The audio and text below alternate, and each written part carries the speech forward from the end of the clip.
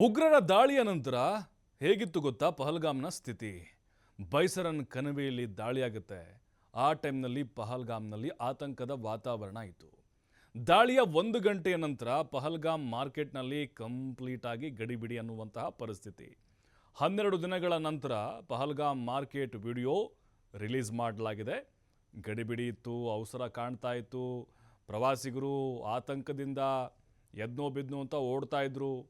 ಪಹಲ್ಗಾಮ್ ಮಾರ್ಕೆಟ್ನಲ್ಲಿ ವೇಗವಾಗಿ ವಾಹನಗಳು ಚಲಿಸ್ತಾ ಇದ್ವು. ದಾಳಿಯಲ್ಲಿ ಗಾಯಗೊಂಡ ಪ್ರವಾಸಿಗರನ್ನು ಆಂಬ್ಯುಲೆನ್ಸ್ಗಳು ಕರೆದೊಯ್ತಾ ಇತ್ತು. ಮಿಲಿಟರಿ ವಾಹನಗಳು ಕೂಡ ಇದ್ವು.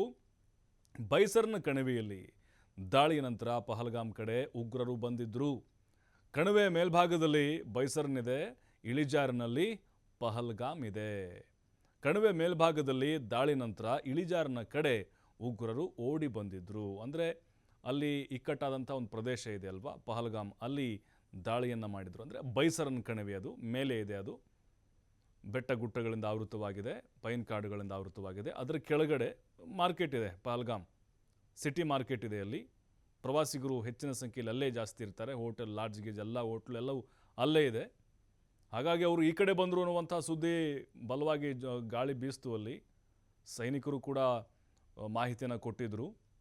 ಆ ಟೈಮ್ನಲ್ಲಿ ಮಾರ್ಕೆಟ್ನಲ್ಲಿ ಪರಿಸ್ಥಿತಿ ಹೆಂಗಿತ್ತು ಅಂತ ಹೇಳಿದ್ರೆ ಎಲ್ಲರೂ ವಿಚಲಿತರಾಗಿ ಓಡ್ತಾ ಇದ್ದರು.